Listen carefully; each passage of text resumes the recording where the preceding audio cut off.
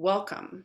Welcome, each of you brave souls who would choose to come to a discovery space where what's on the table is to notice and own and start to somehow deconstruct this lone wolf survival strategy. This strategy that actually probably saved your life, maybe more than once, maybe many times. The ways that you figured out to hide yourself, to create a wall between you and others and the world, even maybe to create walls inside of you between different parts of yourself. It worked for you to survive. The evidence is here you are. And not only that, you also have owned, at least started to own, that these survival strategies aren't working for you anymore. They're getting in the way. They're getting in the way of what you really want to create. And what the tool that I will use today is this way I have, like, this lone wolf legend that I've come up with that may not be particularly accurate to how it goes with actual wolves, but it's this kind of human version of being a lone wolf. And this is a conscious victim story. So I'm going to tell it as a victim story because this is, in a way, this is where I started, and I think this is where a lot of other lone wolves who start to unbecome lone wolves also start. So, once upon a time, in a magnificent forest, in a magnificent world, a little wolf was born into a pack of wolves. And the pack was just so thrilled to have a new little wolf be born. And the pack pledged to protect and nourish this little wolf so that it could grow up to be a great wolf. And what happened was this little wolf was so full of life, so big, yet even while it was still small, that a lot of the other wolves started to be like, oh, no, no. And started to, like, really be violent to the little wolf. And, like, more violent than was necessary to make a boundary or to show them the ways of the wolf pack. And this little wolf started being like, what the, like, shoot, my parents, my pack, they're against me. They, like, I didn't come here for this, to be hurt, to be insulted, to be disrespected, to be diminished, to be controlled, to be not let be what I am. And so this wolf finally one day just had enough. One of the big wolves did a thing that was just, and it was too much. It was like, and the not yet even really fully grown little wolf left. He was like, no, I'm not putting up with this anymore. These wolves are not my wolves. This pack is not my pack. I'm out of here. And this solitary, like, maybe not even ready to go out on their own little wolf slunk away. Or maybe it boldly strode away. Maybe a little bit of both. maybe at least after a few hours, its bravado wore off, and it was cold, and it was hungry, and it didn't have a pack. It didn't have anyone to fucking help at all. It had a few tips and hints about, how to find food, how to, it could curl up in a little place, but this little wolf was alone and pretty desperate. And when it had enough energy, all it could really do was go up to a ledge, maybe find a little elevated spot and just start howling. Howling at the moon, howling this message of, where are you? Where are you, my pack? And sometimes it would hear answers. Other lone wolves be like, I'm over here. Or maybe a pack would chime in, oh, you don't worry, it's, you're just, you'll come to your senses. Just, here we are. We love you. We want you. And sometimes the lone wolf would be like, yeah, yeah, I'm gonna go try. I'm gonna go try. I'm gonna go to back to my pack, or to this new pack that I come across, and I'm gonna try. Maybe I can get it to work this time. All the same shit happened. All the same shit, where the lone wolf brings feelings, thoughts, and gets shut down, gets told how it really is, all kinds of things, gets no space really to be and have, and what they are and what they have. And so over and over again, either the leaving is like, fuck you, I'm out of here, or it's like, I'm sorry, I'm so problematic. And off they go again, maybe with a little bit more something about how to survive, a few more tips and hints about how to hang on. And yet still this I can't be part of a pack.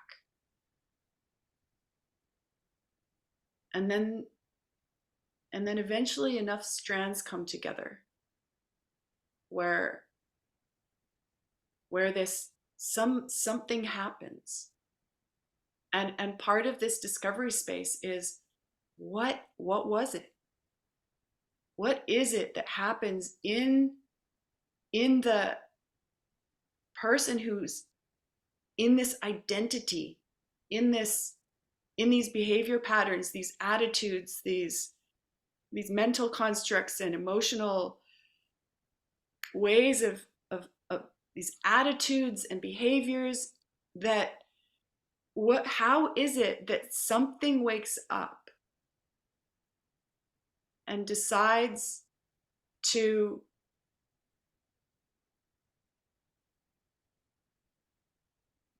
yeah to really change something? And it's like there's almost this tipping point, gradually tips into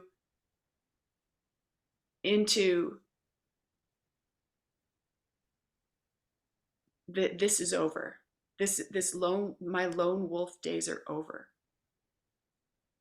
I will do something different. I'll figure it out.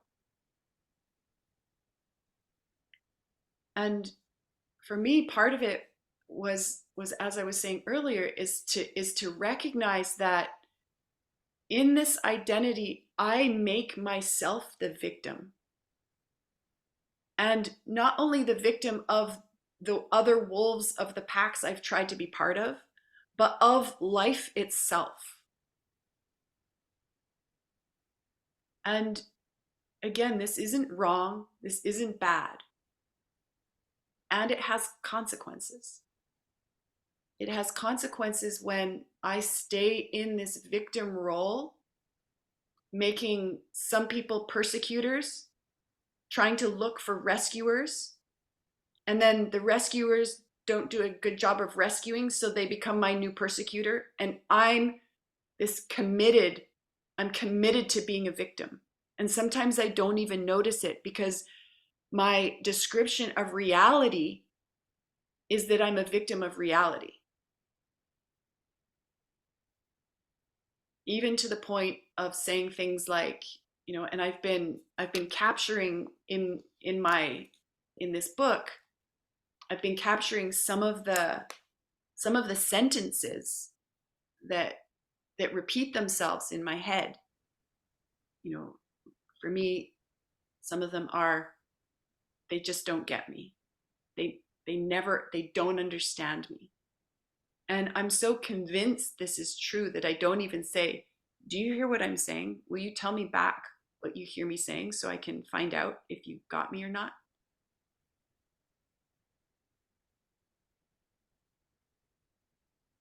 So yeah, so there's this victim story, and then there's this tipping point.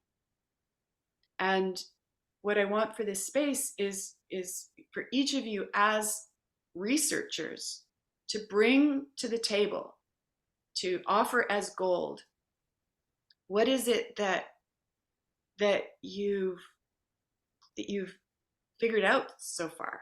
Or even what is it that you haven't figured out, so that you have a question that you're researching with and working with? And it might start with something like, hello, my name is, and I'm calling in from here, and why I came was this, and what I figured out so far. And mm, I don't want there to be necessarily like a rule of how it goes, because part of the experiment that I'm doing is that it's not about following the rules of the pack. It's about going with each of our impulses, and and that if it gets messy, that's not a reason to leave anymore. That the mess can even be, yeah, the mess can be a source of more transformation rather than the reason I leave.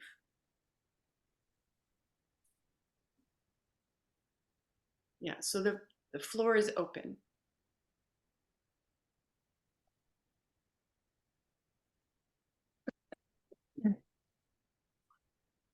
Um, I can speak, I guess. Um, my name's Lisa, and I'm in North Vancouver, British Columbia, Canada. I'm not sure where Annika's from or Alice is from. And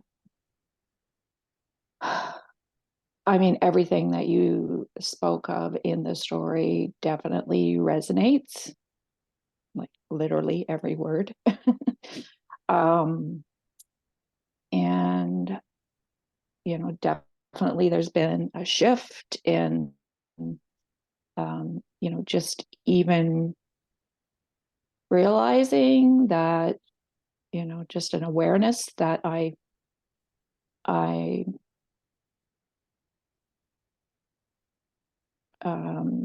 that there was a pattern of, um, like throwing your hands up in the air and, um, I'm out of here. Like I can't take this anymore, and I've had enough, and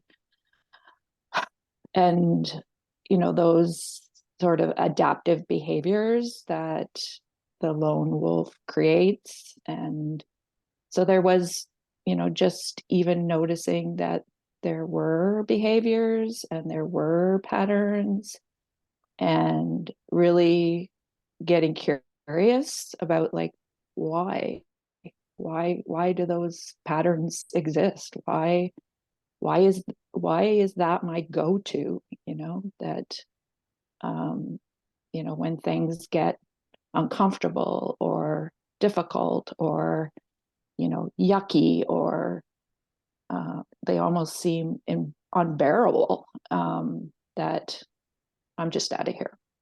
And I'll just figure it out myself. Don't like I just will. And of course I did figure it out. Like otherwise I wouldn't be here. um,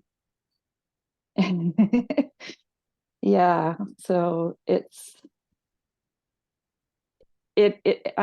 definitely gotten better. I just I just until I like met Nicole and even learned that this is that we could describe what's going on for each of us as lone wolves, that it's like I don't know, that like there's like a lot of comfort in like, oh, like I'm actually not alone because there are other lone wolves, and they're um so there's comfort in that, but there's also this um desire to um behave differently. And it has definitely, in the last 5 years of unraveling and self-discovery, and um, it's definitely gotten better. It's definitely easier to sit in the yuckiness and to sit in the uncomfortable emotions, and but I still think that there's like it's not completely uncovered, like because I think that this wound is quite deep, um and because like it traces right back to when you're so young, and then all those layers that get created. um you know for me personally, I just need to be very patient with myself and very compassionate to myself, and just accept that it's you know it's it's been like 50 some odd years that this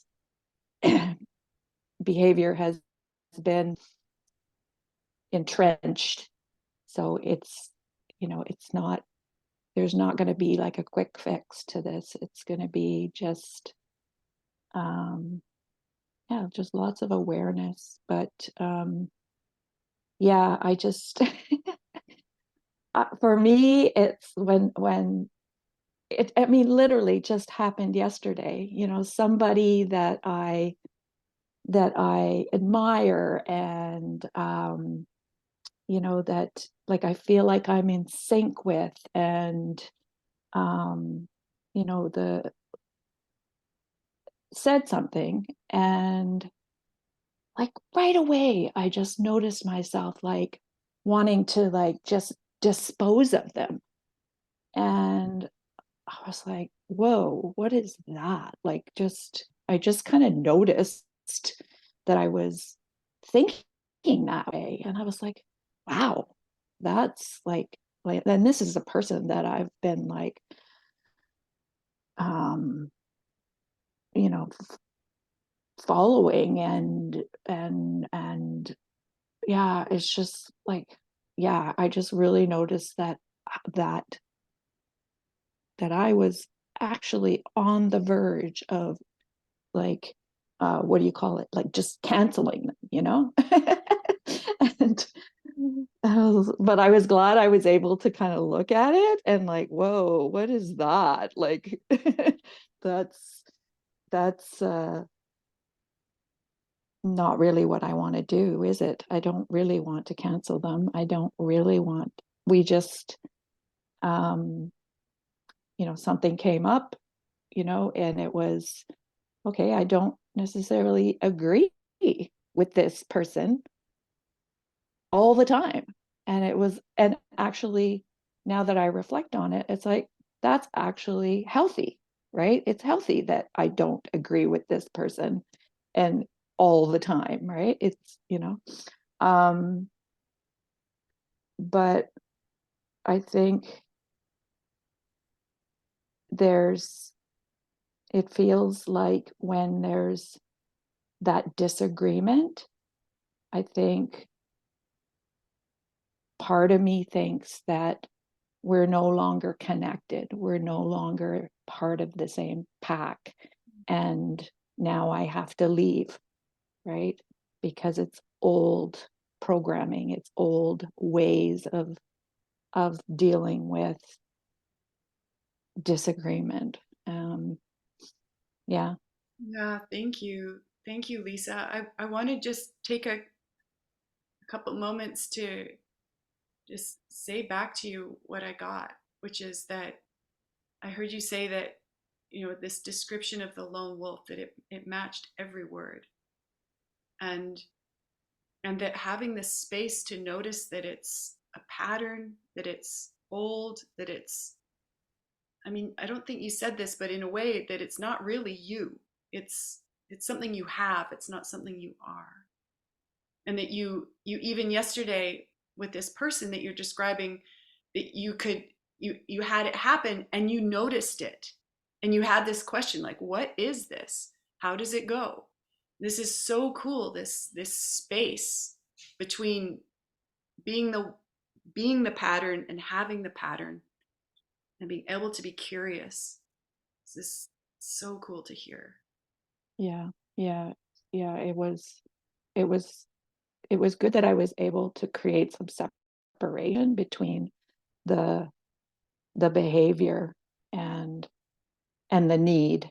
Like the need was that I wanted to be connected to this person, and the pattern was that if if if I don't feel connected, then I just run away, right? And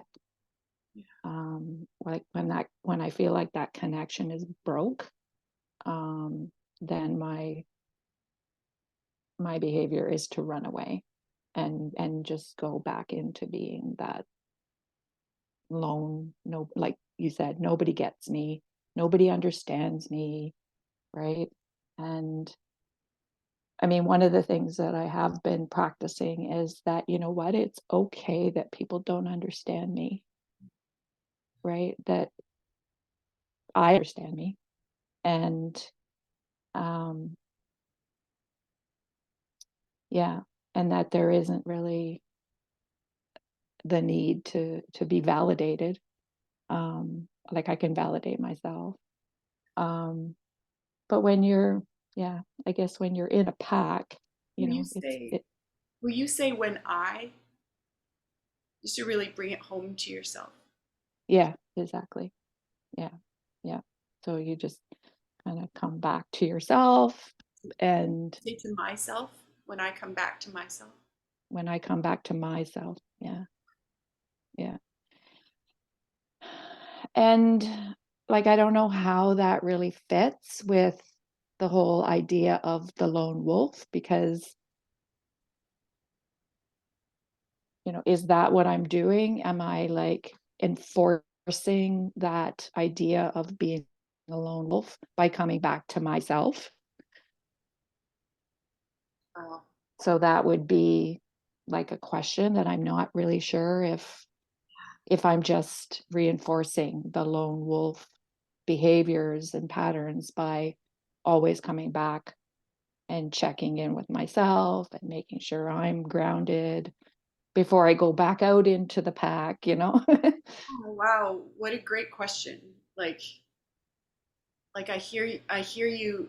It's almost like there's this distinction of is there a way of being one person with myself that is this pattern, and how is it that I can be this one person with myself and it not be the lone wolf survival pattern that keeps me isolated and disconnected? Right, Wow, cool. Thank you. right. Yeah. Great.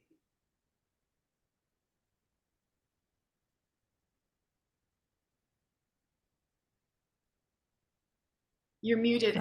Yes, I noticed. I will go next. I'm Annika from Finland, and I started reflecting on this lone wolf and realized that actually both my parents are also lone wolf types. So I actually, yeah, I grew up like with, yeah, that's the the pattern I grew up with, or that's the way people are. And they kind of saw themselves as that they're a bit different, or yeah, that their thought patterns are a bit different from the other people they usually, or most others. So in a way, I'm wondering how much of this is also just something I've adopted just because it was available. Would it be the same if I had parents that were really social and we had like a lot of people over all the time? When we didn't have, we rarely had people over, just like relatives or, yeah. So that's what came up just now. And yeah, I've just recently been very very aware of all these different types of ways that I'm disconnecting myself from other people or keeping a distance on purpose. And I've been feeling a lot of sadness, just like I've been able to kind of see myself from above in certain situations, and I'm like, oh God, why did I do that? And why did I say that? Why did I take a step back? And or why did I, you know, look up or to the side, or like just like feeling this sadness around the mechanisms I've had. And yeah, and just looking back at relationships I've had, so there's this kind of been drawn to other lone wolves. So some kind of like, so it's yeah, it's doomed to fail, to just kind of try to be friends with other lone wolves, because it will just hang out, but it's never really any kind of deeper connection or really kind of bonding, because both are just like wanting to keep a certain distance just to be safe. And yeah,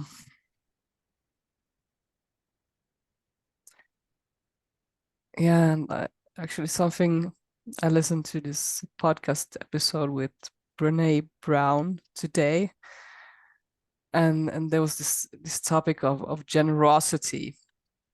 I mentioned in this Telegram group that there's this kind of story that if I share a lot or write something or share articles or blogs or something, there's also this kind of resistance to share.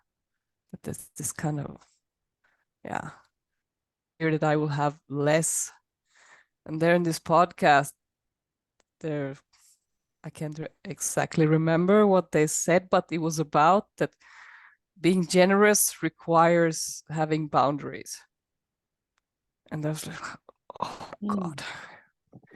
But if I don't really have clear boundaries, there's always this fear that I will be kind of used or mistreated. There's always this kind of fear that,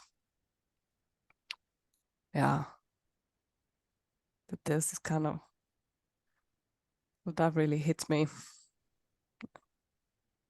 It's, oh, maybe that's the thing. But I haven't been able to trust myself to be able to have these boundaries. So I would feel safe enough to be really in contact with other people. Wow. Haven't been able to trust myself enough to have the boundaries so that I can be safe and in contact with other people. Yeah. Wow, thank you, Annika. This what you bring is so precious. This part about following the example of the people who raise us.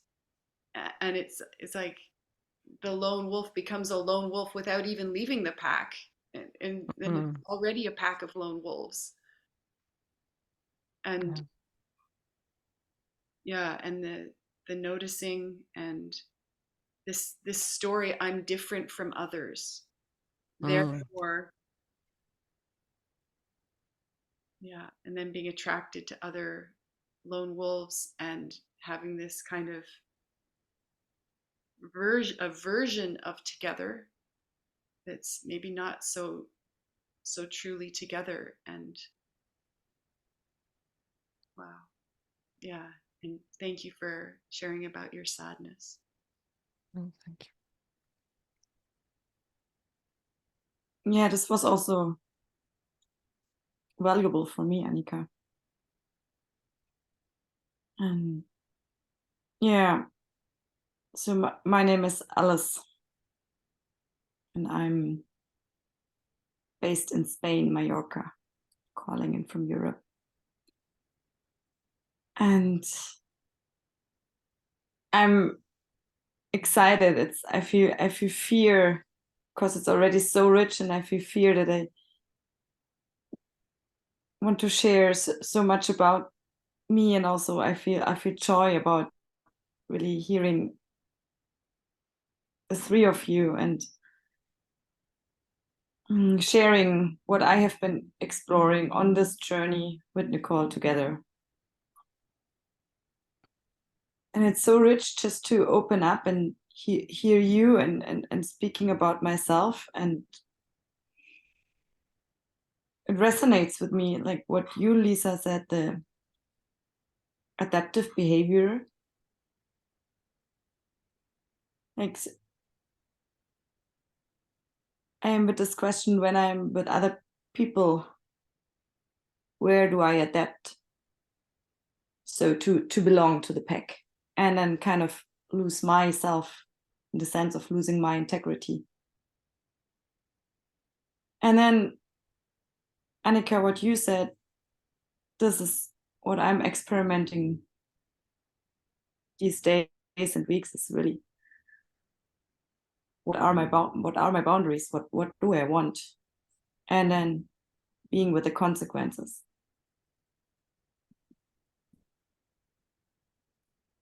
And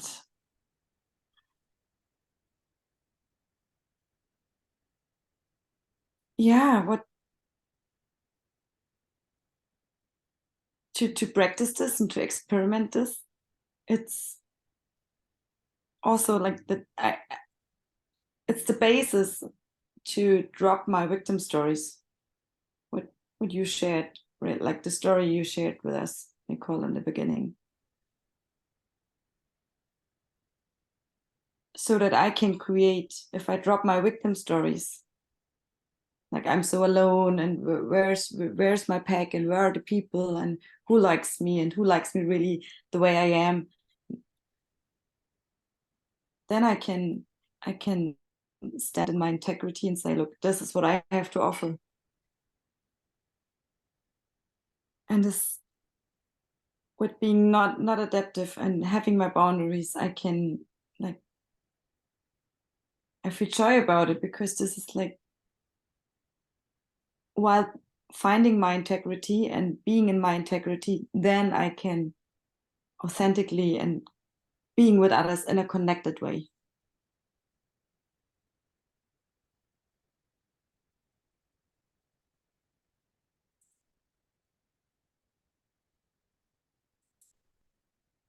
Yeah, yeah, thank you. Thank you. Yeah, this this part about boundaries reminds me of something that I heard from this woman named Alison Armstrong, who I learned with for a while. She started out with a game role called Understand Men, and then it started to be Understand Men and Women as distinct, and then these parts of men and women, the kind of caveman and cavewoman parts, and then the human spirit parts. And when she was talking to a group about dating and about finding a partner, she said she talked about this adapting thing, and she has a way of bringing things that helps bring like levity, like it's funny. And she says, you know, we have to laugh because else we would just cry, we'd be so devastated. And it was this part where, in order to belong and be accepted, I turn myself into something that's not me, and then I get rejected, and I think it's me that's been rejected. And it just pointed to this like convoluted, like these adaptive strategies that then create this evidence that I'm not lovable and I can't belong, but it wasn't even me being rejected in the first place.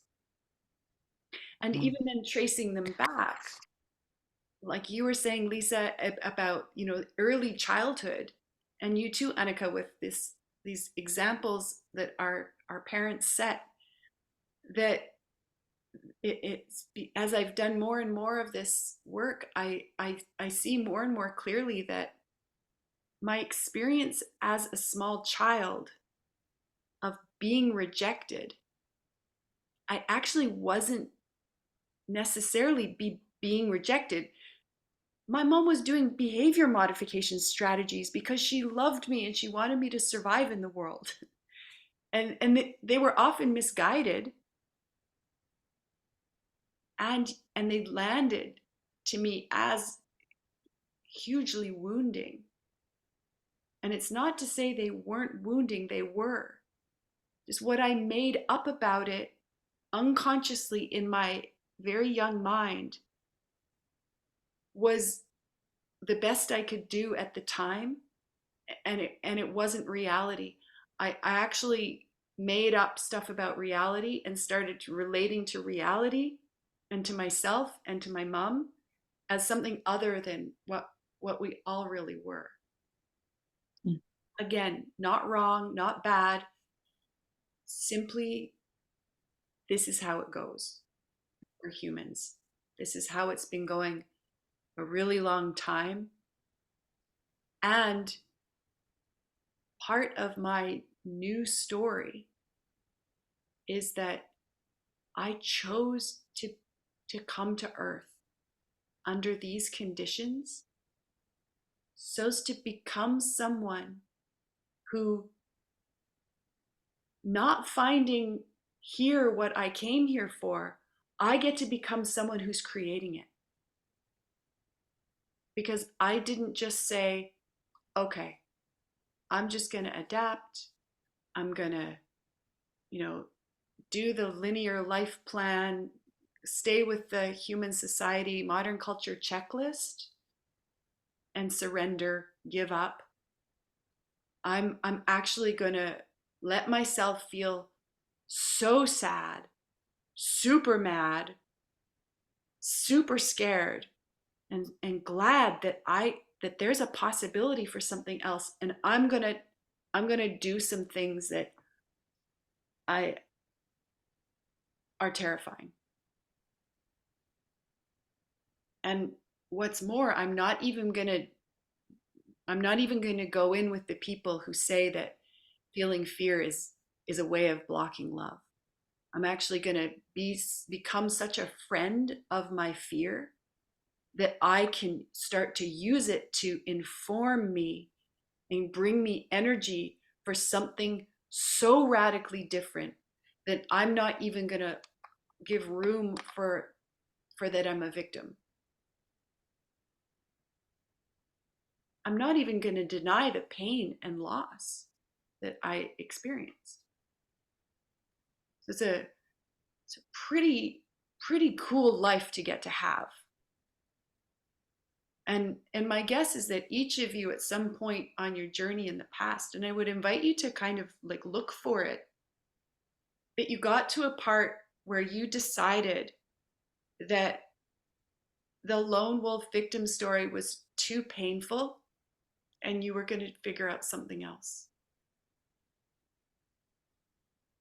And I bring this because one of my discoveries that has become super clear in the last month or so is that part of my lone wolf strategy, and I've been checking this out with others, and so far each person who also agrees that they have been a lone wolf and they're learning to unbecome a lone wolf has this, which is that in this learning process, something is some kind of new competence, new skill, new capacity is built. And what a lone wolf often does is they kind of notice that they've achieved something, give themselves a little pat on the back, or say this kind of little celebration like, oh my God, I did it. And then immediately either go into, oh, but there's so much else I have to learn and I'm never going to get it. Or they go into something like, okay, I better get working on the next thing. And we skip the celebration.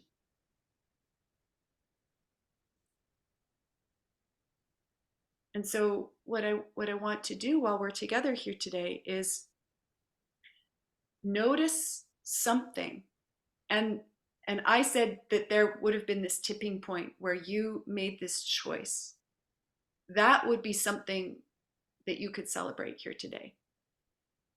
I'm guessing that there are likely hundreds, if not thousands, of celebrations that you haven't fully made.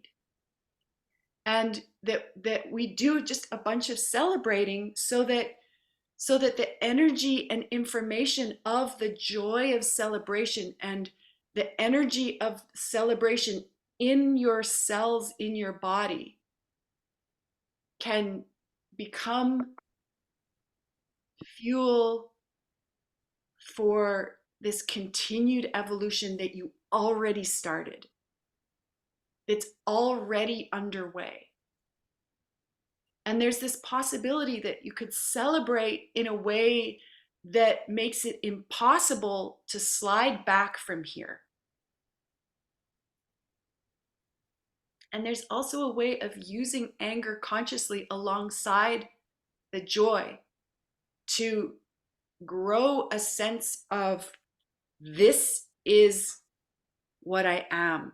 This clarity, this presence, this what's inside my personal bubble is me, and it's not negotiable. So that there can be more of an experiment, like you were talking about, Lisa. It begins with my own clarity.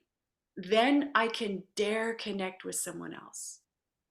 Because rather than adapting, like you were talking about, Alice, adapting and then becoming this version of myself who, I don't know, probably will get rejected because it's fake. It's not authentic. And then this Dr. Seuss quote comes to mind. And he says, well, I don't know who said this, but be yourself, because everybody else is taken. And be yourself. And the people who will mind, don't let them matter. And the people who matter won't mind. They'll be like, bring you on. Bring your being on. This is what I want to relate with. I want to relate with the person who is not the patterns, who has the patterns, but is not the patterns. And when you find those people, celebrate with them that you have this together, that you have people who can see your pattern and not blame you and accuse you of being the pattern. And Not to say that those people who can't do it are wrong or bad. And I myself sometimes, I have friends who who don't have this distinction between survival strategies and who I really am, who they really are. In this world of possibility management that I play in, and where I met Alice and where I met Annika, there are distinctions that one of them is there's a name for these survival strategies. It's called the box. And it's literally this thing that I that each of us created unconsciously to survive, that later becomes a prison.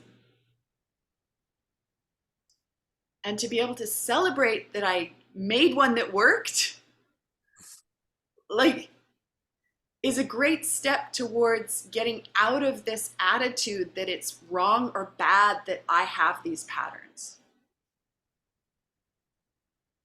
And then the distinction is that the one inside the box, the one who created the box, the one who then can choose to change the purpose of the box from survival to expansion. I actually use my box to expand. Like, I use it as material for what else is possible.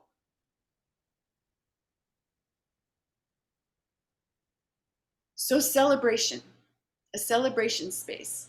What I want to do is I'm going to put on a timer. I'm going to set a timer for 3 minutes, which is not very many minutes. And it might seem like a long time to, with your pen and your notebook, start to write down some of the celebrations that you have kind of let slide.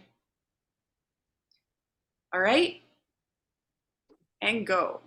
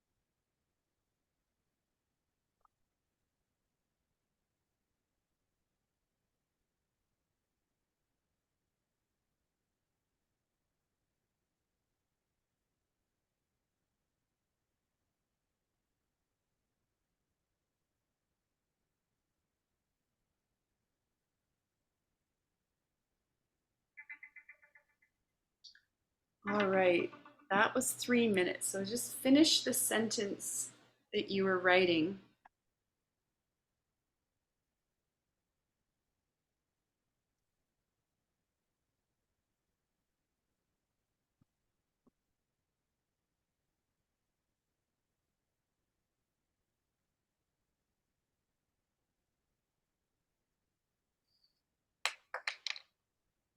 Cool.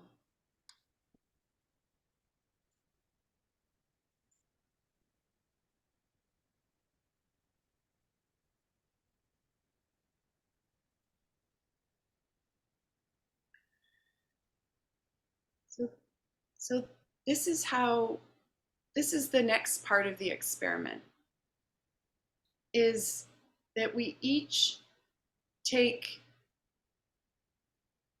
the stage in a way for something like, yeah, for 5 minutes, and to either read or share this celebration, and to not take the whole 5 minutes communicating the celebration, and the other three people, the witnesses to this celebration,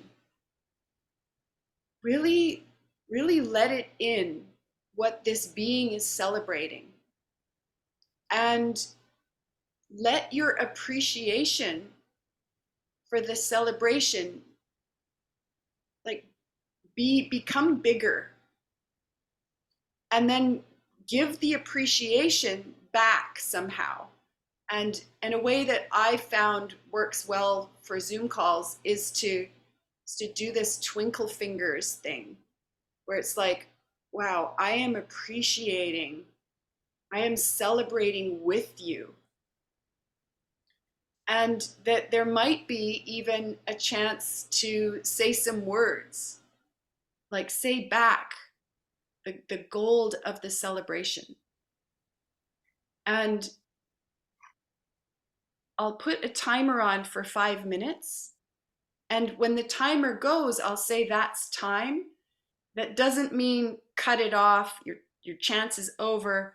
Just similar to the writing part, just finish it off, bring it to complete, and then pass it on. And while you're sharing your celebration, let yourself feel the joy in your cells. Let your cells light up with the joy of what you accomplished, and then let the appreciation you're getting amplify and magnify that. And really let yourself feel. Got it? Okay. Who would like to go first?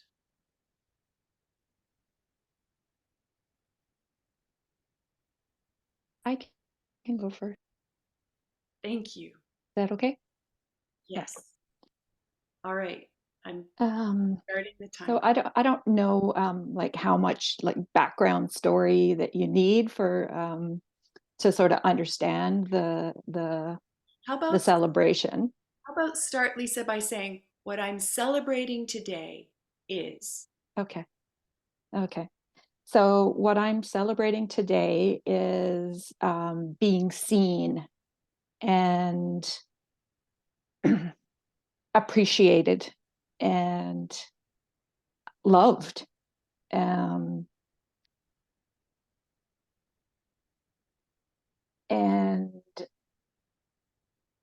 yeah, it just, I will give you a little bit of background on the story. So I belong to a canoe family. It's an indigenous family here in, it's the Squamish family.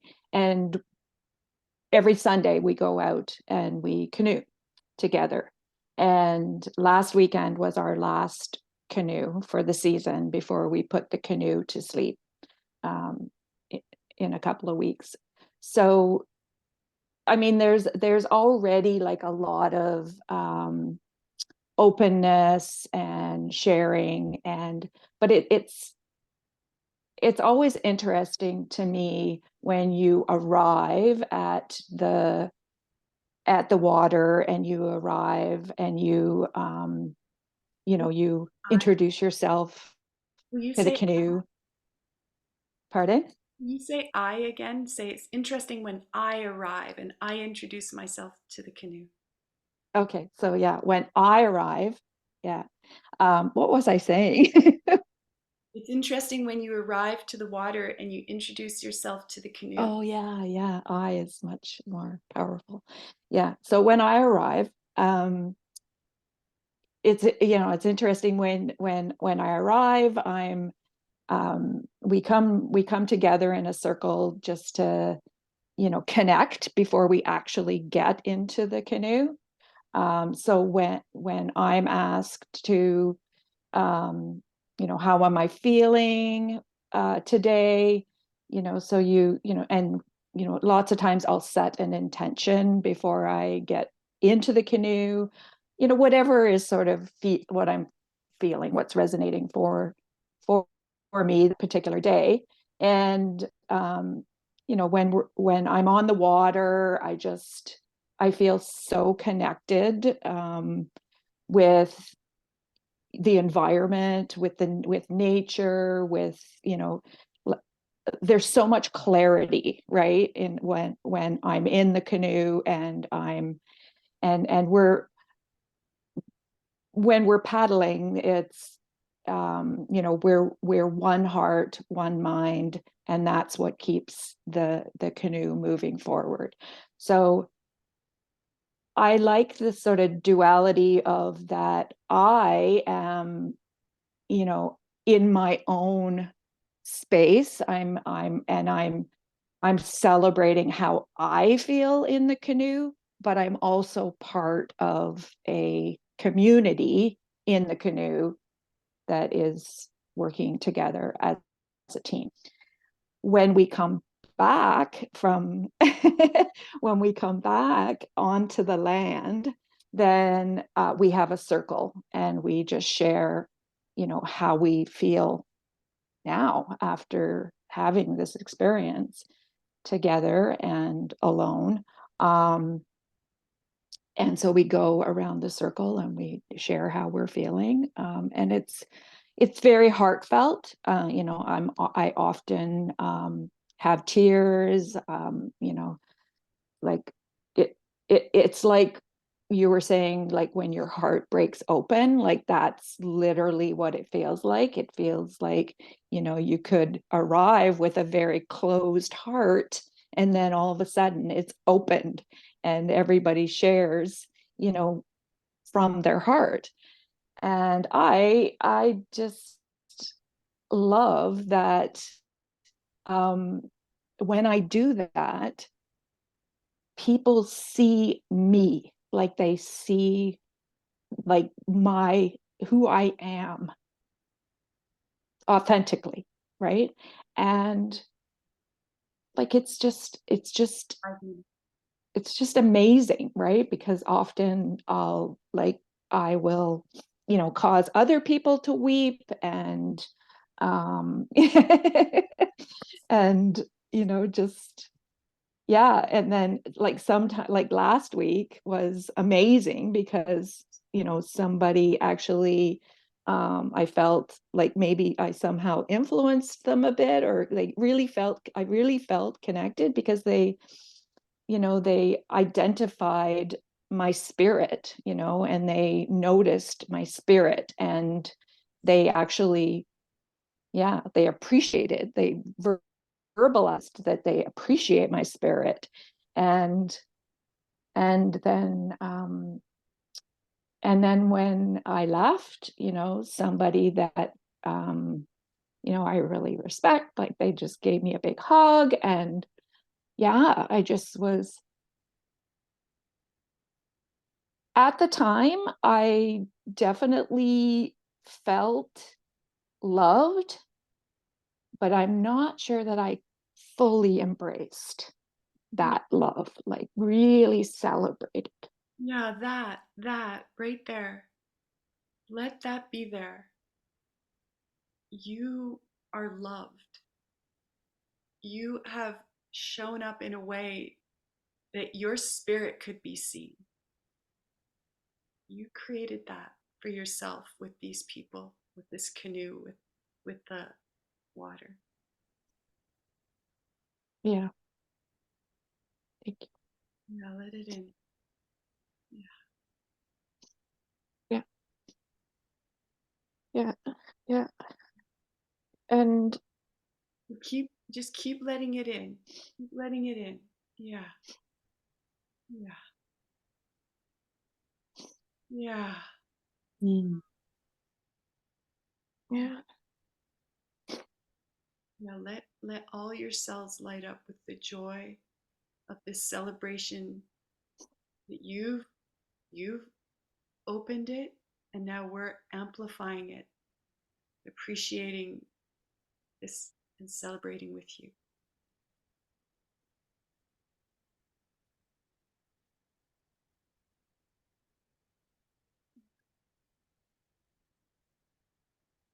And I just want to keep this pause here and notice how much more there is to celebrate about it. And and maybe this could be an experiment that you do coming out of this discovery space, is to find some more specific celebrations to make, and to find some people to share that celebration with and ask them to hear you and to celebrate with you. It's just like we did here. You can even say, I'll set a timer for 5 minutes. I mean, in a way, it's a bit weird, and it works, I find. Yeah. And thank you for going first. Thank you, Lisa. Thank you. Who would like to go next?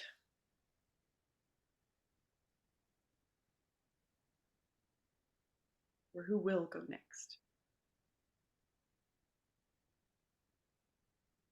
I go. Go.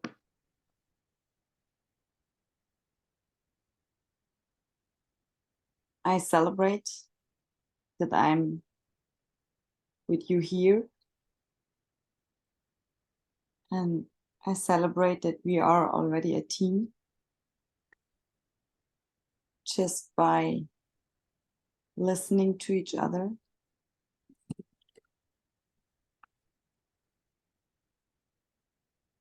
Just by being, and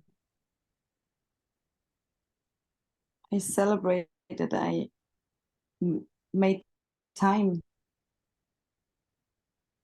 to be here, that I made time for real connection and a space where I can drop more and more layers of my survival strategies. I celebrate that I chose a space where I want to be seen.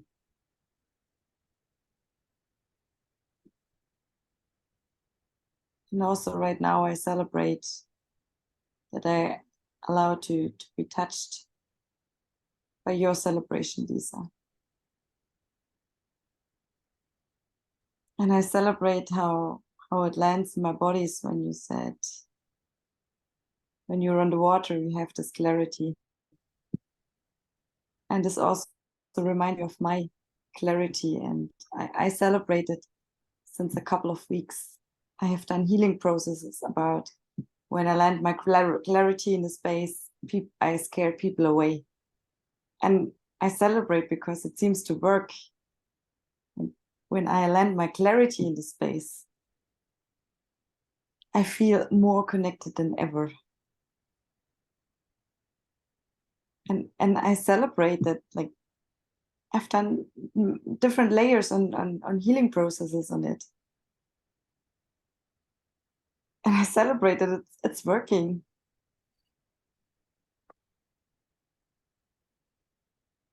And I celebrate that I do every now and then in the mornings, I do sword work.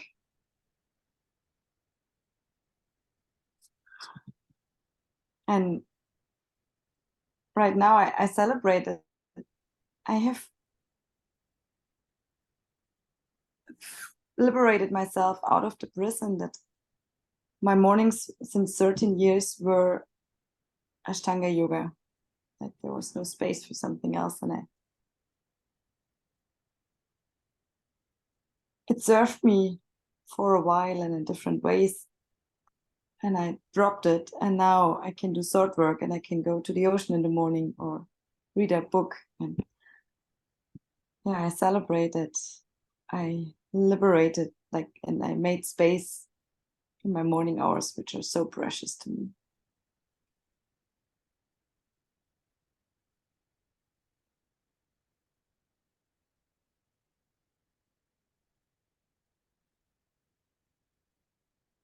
And I celebrate that I really have gone through the process of recognizing that it was a prison and stepping out of this prison, going into the unknown.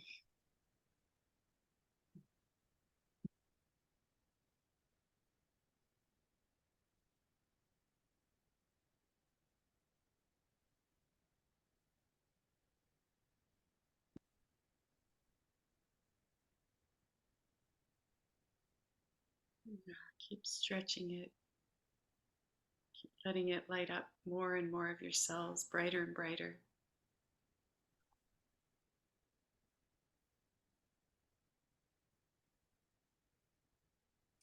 Yes, I celebrate. I wrote it down.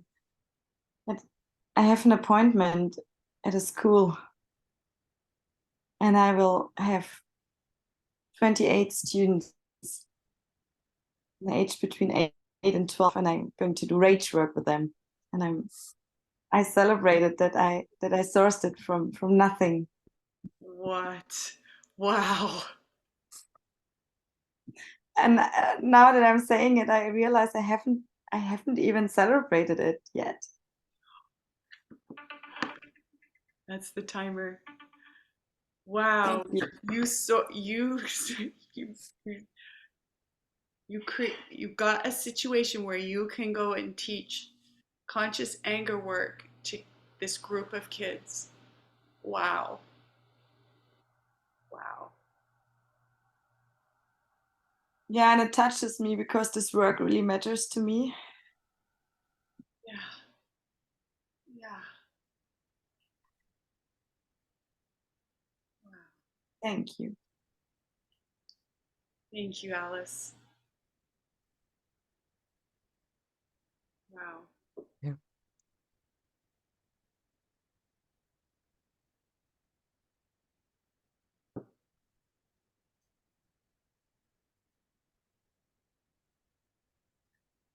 Yeah.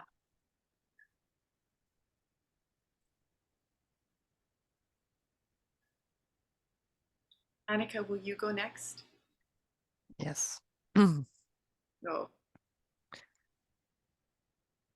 I celebrate that I have created a situation for myself where I have a lot of time to be with my children without having this like voice that I should be doing something else. And yeah, I celebrate that I quit my office job that required me to be in a certain time at a certain place. And I celebrate that I don't have to have this hassle of organizing the everyday life around my work. And yeah, I'm celebrating because I notice my children are also, they're more yeah, they seem happier or more, yeah, less stressed. They have the space to land when they come home. And yeah, I feel a lot of joy of seeing how it works for them to have this spaciousness in their life. And yeah, and I celebrate how I managed to organize some small jobs to get income that doesn't really interfere so much with this other other life, the school times. I'm working afternoons, some afternoon or weekends, so I don't have to worry too much about where they are, who will look after them, because they'll be at home with the other parent. And mm,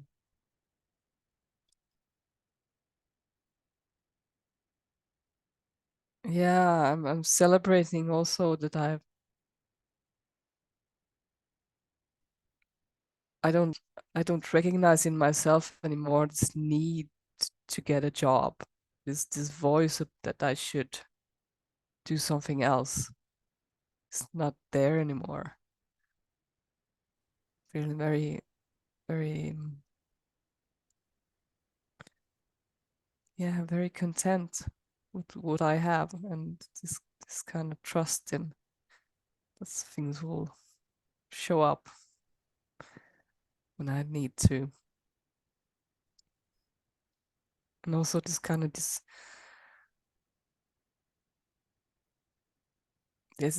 joy or this exploration about living with less income. Like it's this kind of adventure, how to live with less.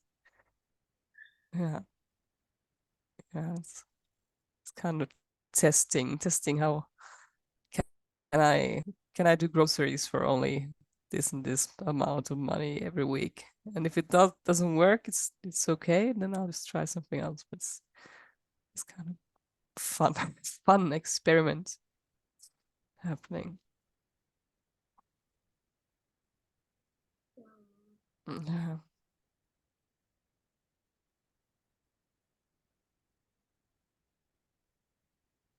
You have 1 more minute. Oh, one more minute.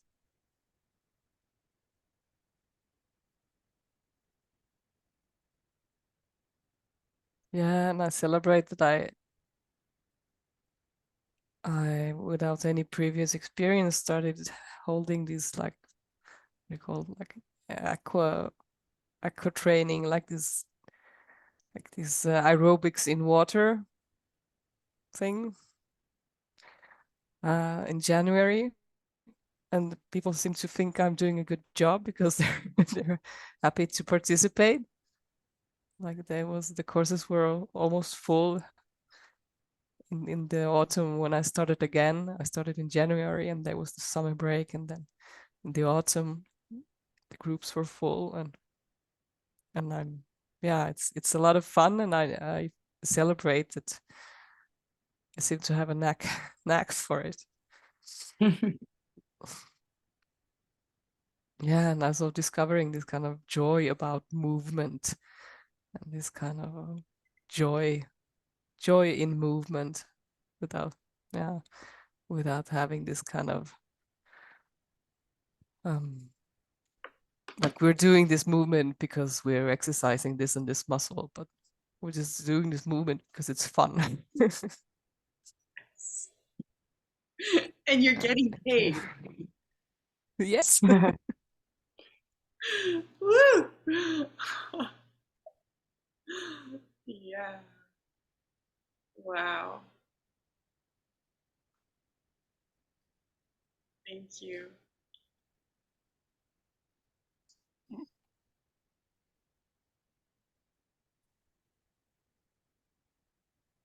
Okay, I'm gonna do a celebration also. And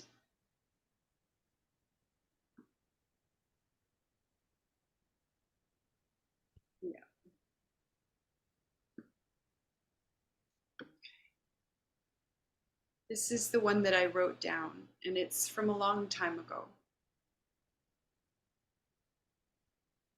I'm celebrating that when my marriage ended,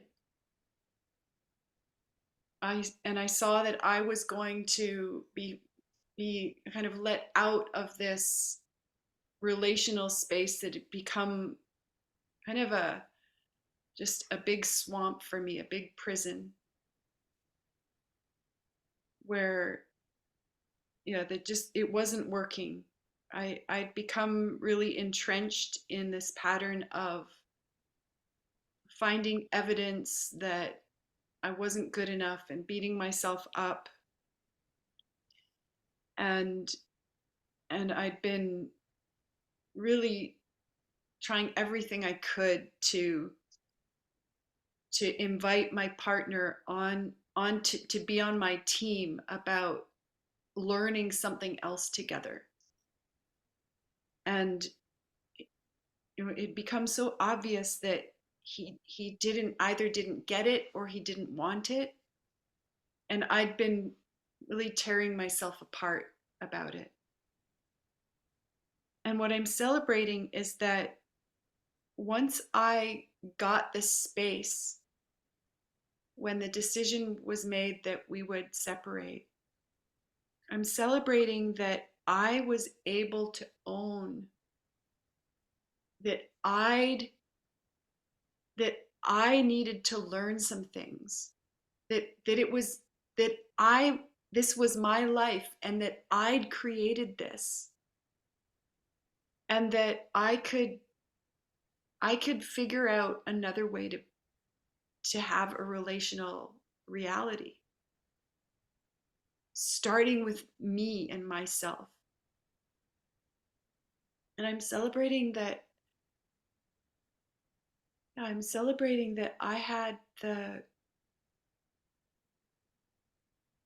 courage or the wherewithal to to to own that I could be the source of something else in my life. Even back then, I could even do it even though I was exhausted. And I celebrate that as I kept moving forward from that separation, even though there were times when I gave up, that somehow there was always a part of me that kept going. And I celebrate that I so generously wanted to bring the benefit of what I discovered to other people. And that I kept doing that even when it other factors seemed to become impossible. And I'm celebrating that I'm learning to celebrate, that I'm learning to share, to really own my wins, my victory, my accomplishments. And that this gets to be part of making offers to, like this one that you all said yes to, that like learn with me, let me bring the benefit of my experience to benefit you, and to really leave this way of being a lone wolf that's been so painful behind, where I was often so sad that I wasn't being celebrated, and that I can actually learn to now celebrate myself without needing someone else to give me permission or to do the celebrating for me. Yeah, and I celebrate that this is possible. That this is possible, not just for me, but for each of you and for others. And that we can turn around and invite others to do this too, and to weave it in. That's my 5 minutes. Yeah, to weave it into unbecoming lone wolves.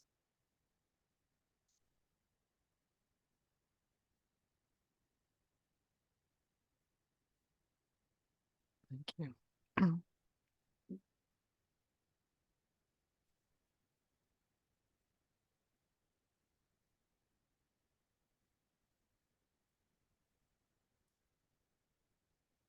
Just noticing how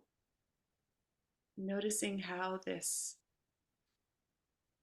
it's not very intense, but it's so authentic, this joy. Mm. And it's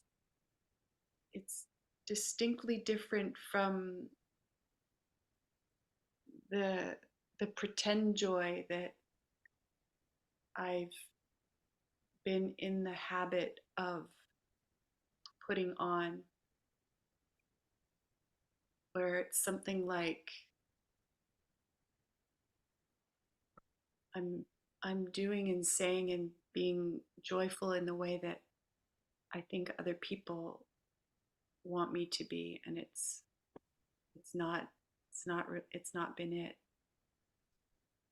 And even as I feel I have this massive pain in my neck and back today, and I I notice that I'm already telling an empowering story about it rather than being a victim of the pain. I'm declaring that something so fundamental is changing in my system, that the way my head connects with the rest of my body is actually changing. And that the pain of it is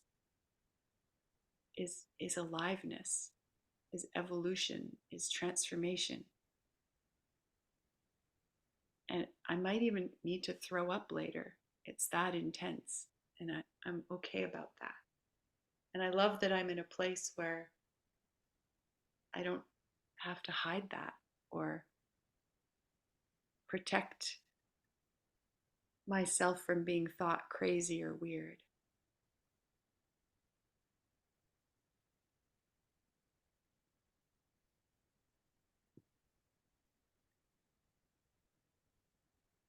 I want to hear what you have about, like, what did you discover from doing this celebration experiment?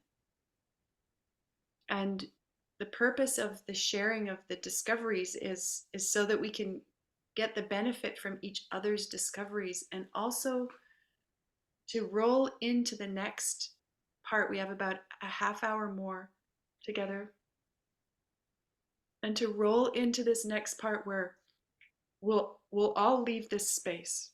This Zoom call space will be over in about half an hour. And what I want is for you to roll out of this space with some next steps that where there's no pressure. It's not about forcing yourself to unbecome a lone wolf. It's about like what you were sharing about, Annika, that you're doing the things that build, in this case, your physical body, and it's fun, and it keeps it rolling. It's winning happening. So to come out of this space with some kind of experiment that is winning happening about unbecoming a lone wolf. And that it would be a conscious experiment with a beginning, a middle, and an end, and a purpose. And the purpose would be something about unbecoming a lone wolf. And you get to create your own experiment, what you want to do. And it starts from the gold from this experiment.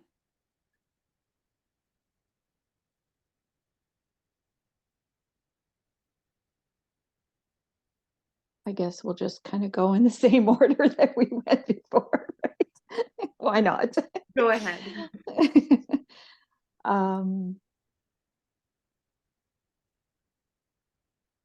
Okay, so I'm not sure if I'm going to follow exactly what you were saying, but that's okay. But I just want to share what I noticed as we all celebrated ourselves, and you know, it's in no way meant to be like a judgment or anything like that. It's just a noticing that I have, and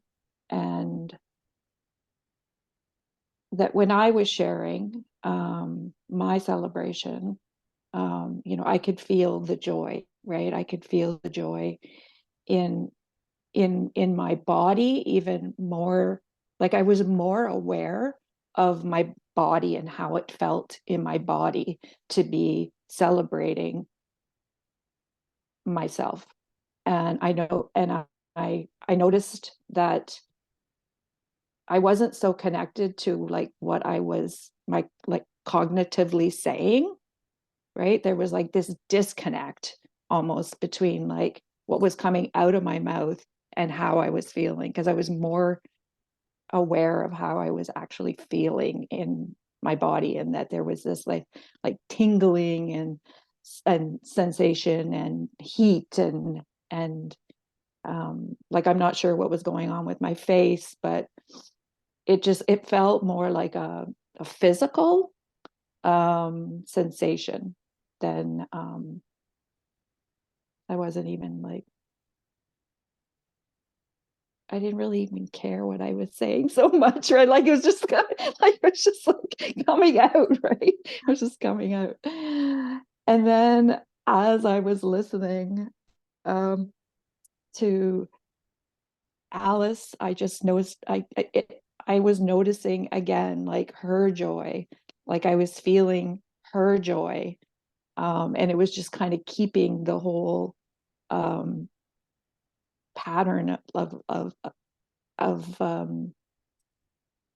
like joy going, right? And in a way, I didn't like, I'm not sure how much I was actually able to contribute to Alice's joy, because I kind of felt like I was receiving more than I was giving. and and then when I was listening to Annika's celebrations, I was like relating so well to like everything she was saying. Like, it all resonated, like with the children and with the discoveries and the and you know and I kept saying to myself, and you made that possible, and you made that possible. All of the things that she was sharing and celebrating about yeah, just everything. I just kept like saying, and you made that possible. And then again, when Nicole was speaking, completely resonates, like the story, similar story for me, and with the separation and the self-discovery, and you know, holding space not only for my own healing, but for the healing of, you know, my family and my friends, and you know, collective, and just like, you know, being able to, you know, celebrate the amount of space that we are able to hold for all of that. And again, I just felt tingly, and I felt full, and um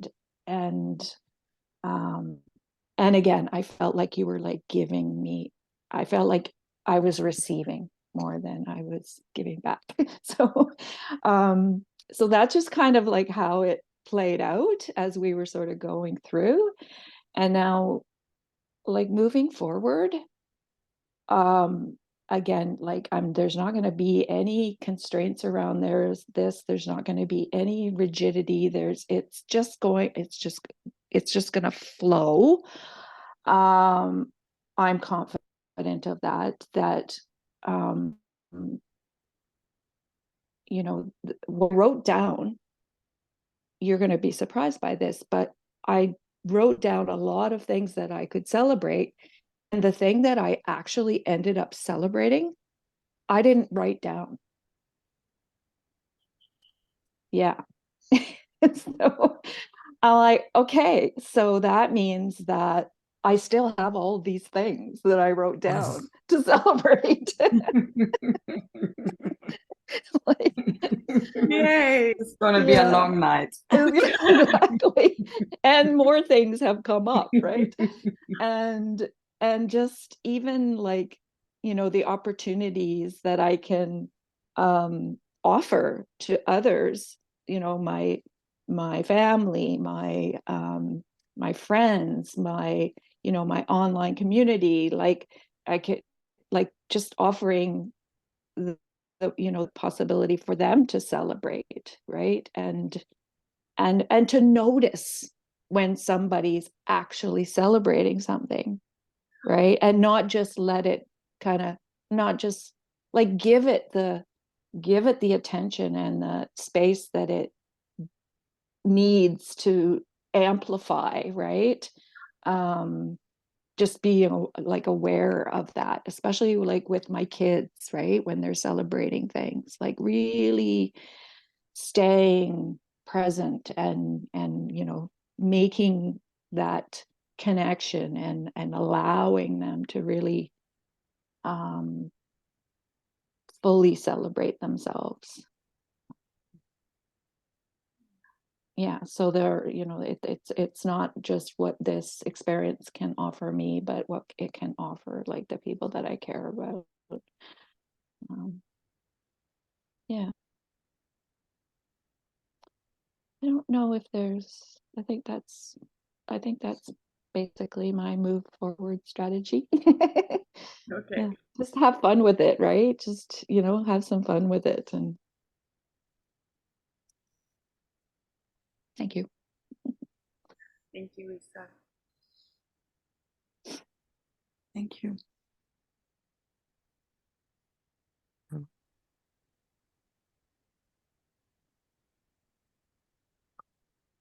I can go next.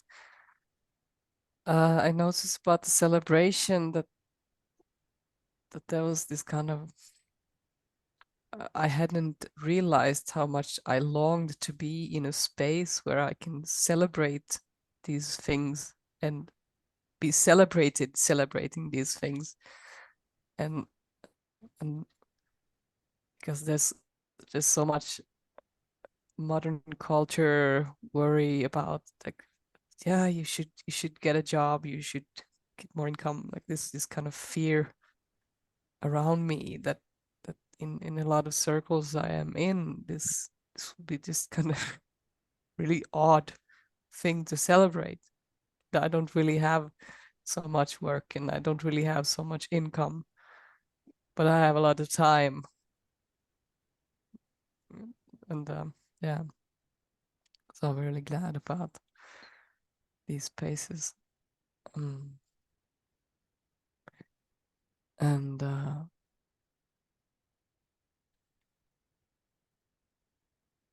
yeah, about this experiment, yeah, I feel really this impulse to dive more into this. What do I want? Like discovering, what do I want? Is this something I want, or is it something I think I should want? Or other people think that I should want this, so maybe I should want this. Yeah, there's this kind of creating this kind of pause when something happens to kind of reflect. Do I really want this? Or is it something, some kind of, am I just following some kind of pattern or I'm just hearing some story from modern culture that this is the way it should be done, or this is the way you should be doing. You should want to apply for a work, or you should want a job that makes you need to get up every morning. And yeah, so that I think that's my experience. Experiment. Yeah. So what do I want? Yeah. Well, Annika, do you have clarity about how you want to experiment with that?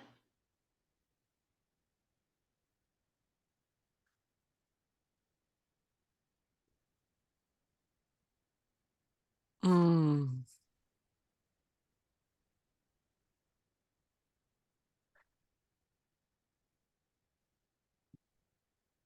Yeah, it's about discovering the kind of the shoulds that are either thrown at me or I am throwing at myself.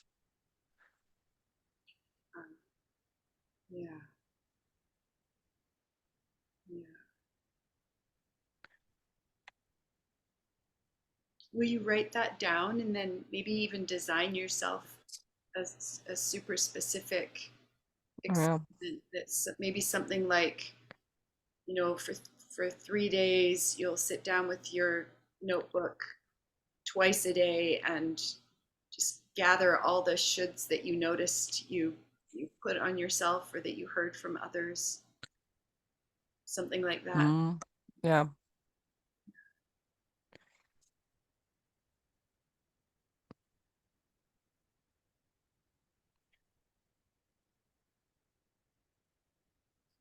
And then maybe at the end of the 3 days, sit down with your notes that you wrote and see what happens when you really notice them all. Or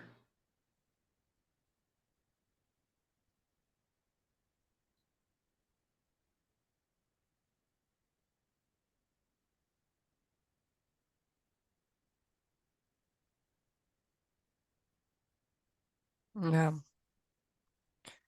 Yeah, I want to do this for the rest of the week. So for the yeah, until Sunday evening.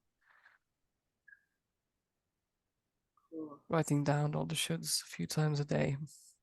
I'm noticing.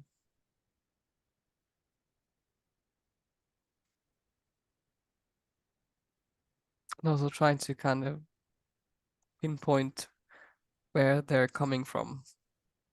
Mm, yeah.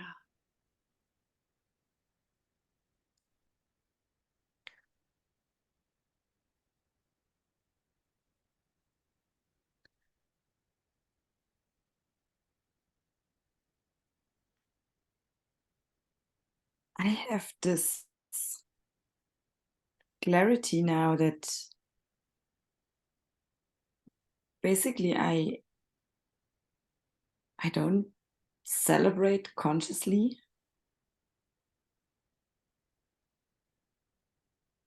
And what I do is I do a lot of rage work lately, which is amazing. And I'm just like as if I have wings. I'm flying. I feel so energized thanks to the rage work. And now I realize I thought, well, that's it. That's already the pure joy. And maybe it partly is, and yet I can make it even more conscious with like just the exercise you brought into the space, Nicole. Like this realization. I think I wrote one person or something about that I'm delivering this workshop, this rage work session to 28 students.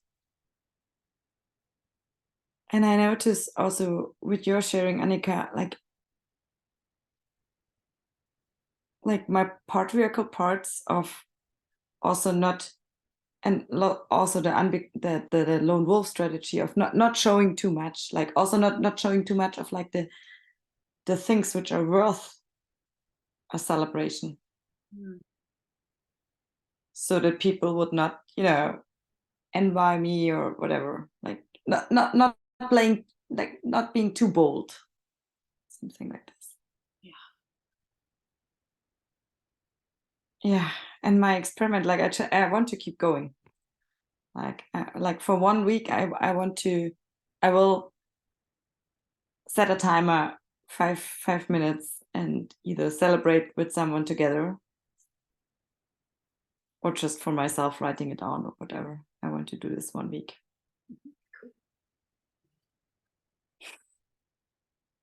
Thank you. Awesome. Wow. Yeah, thank you for that part about the, in a way, the fear of celebrating, Mm. the fear of being, judged for celebrating. And this is so much the old map of joy. There's this distinction that there, of the four main feelings, anger, sadness, fear, and joy, that in modern culture they're they're all a problem, actually, even though there's this other story that says, you're supposed to go for joy, but shut down fear, shut down sadness, shut down anger. That actually in modern culture there's still this message to shut down joy and to shift onto a new map that says these feelings are neutral. They're not right, wrong, good, bad. They're neutral, and they're sources of information and energy. And what you shared was so precious, Lisa, that as you generated the joy in yourself, and then like it just became this joy generator where you're giving and receiving, and you almost lose track of if it's coming or going. And then this this is one of my experiments lately of stretching my joy, really letting it be as big as I've not allowed it to be. And it's a little bit like, when you make pizza dough and it's so stretchy and you try to get it to be the size of the pan and it just keeps springing tight again.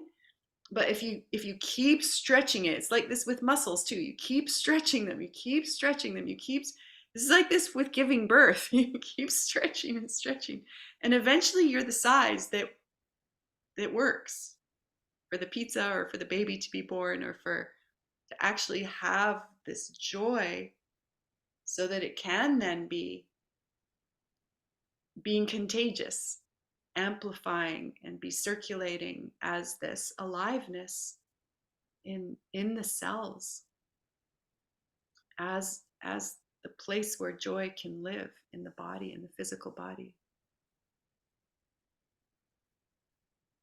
Yeah.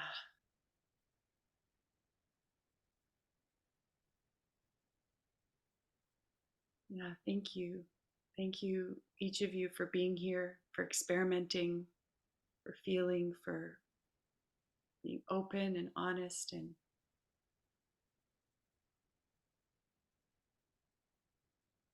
yeah, and just collaborating to make this a precious space where some new things were tried and generated and shared, and to have been screens on in the recording, creating this together, so that each of you, I will send each of you a file so that you can do what you want. And if that's cut out certain parts, make it big, make it small. I have almost zero editing skills so far, so I would just share it in its entirety. And also, just at the end here with this 9 more minutes, if you're noticing any resistance, now that we kind of forgot maybe that we're recording, if there's any resistance to, there's any resistance to what we've created here today being shared with who knows who, mm, will you let it be known to me, and that this is another actually really beautiful thing about resistance as a feeling, as anger, sadness, fear, joy. If there's any feeling that comes up where it's like a no to, even if it's like 1 out of 10, 2 out of 10 of like, wait a minute, I have something here. The invitation is to share it because it's information and energy. And the wisdom that feelings bring can uh, become part of the collaboration. So this is an invitation, and the I will still send you each the recording. And what I ask is that you just hold on to it. You can watch it for yourself. And I will, once any resistance has come back to me, and if you have no resistance, will you just send me an email answer when I send you the recording, say I have no resistance to this being shared?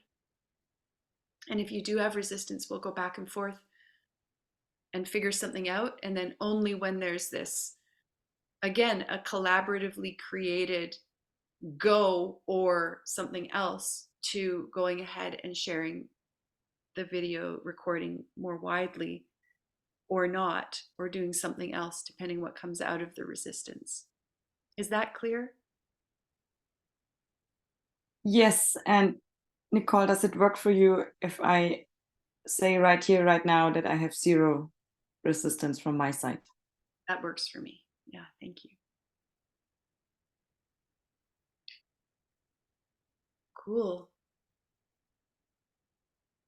I have nothing else to say, and we still have a few minutes. Is there anyone else who wants to say anything before we say goodbye?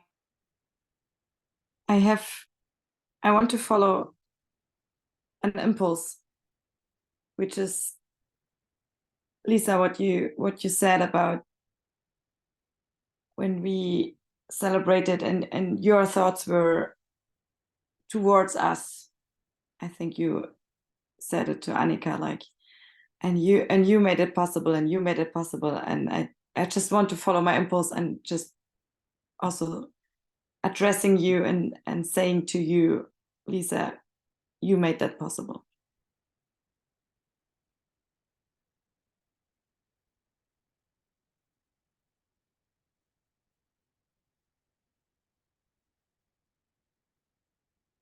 Yeah, thank you.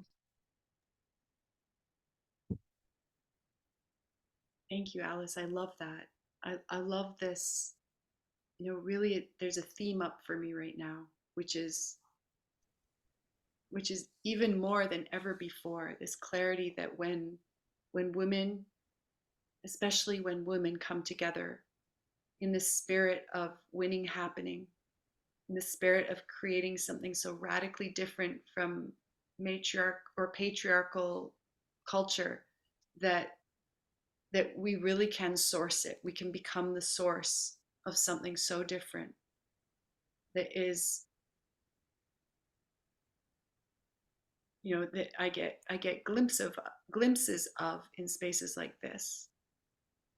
Collaboration, feeling, authenticity, creating, celebrating, and flying, like rolling and rolling till we're all flying. And I think that we really do have what it takes to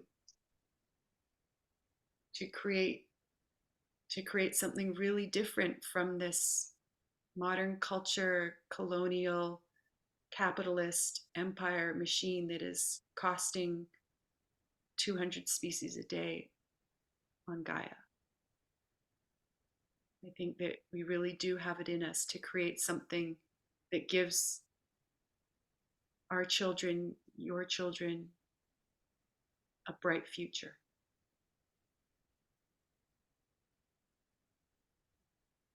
Thank you. Thank you for saying that.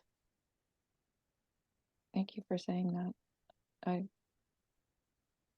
As you were speaking, I could literally feel like this tingling sensation coming like up from my feet all the way up through my shoulders, and I believe that wholeheartedly, that because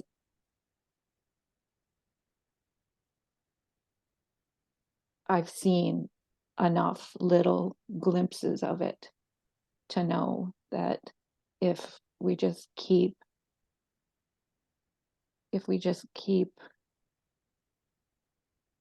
opening it up, it inevitably will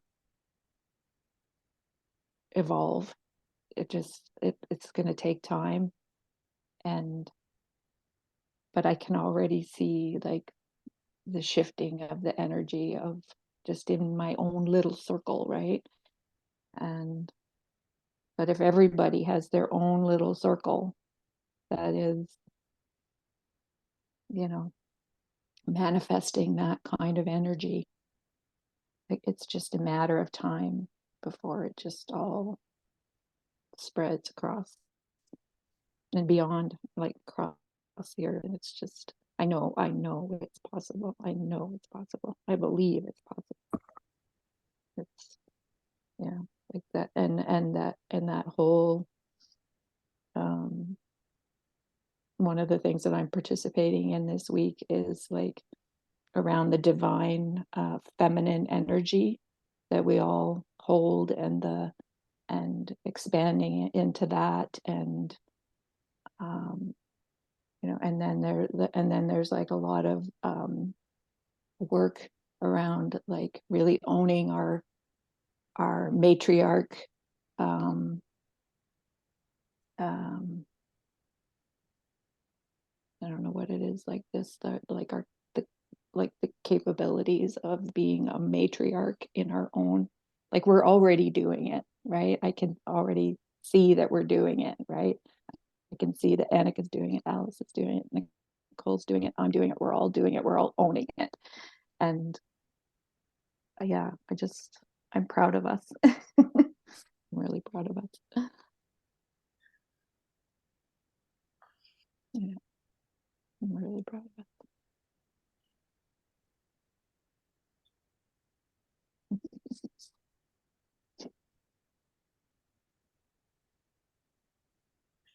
And if you want to come in the 5-week series, Yeah. there's that. Yeah, exactly. Send it over. Yeah. That's awesome. Yeah, thank you. Thank you, thank you. Thank you, team.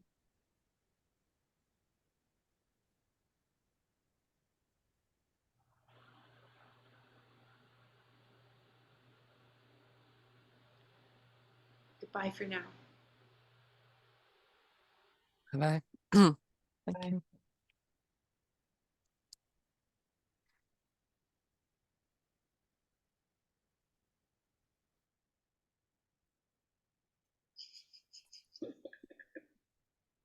you.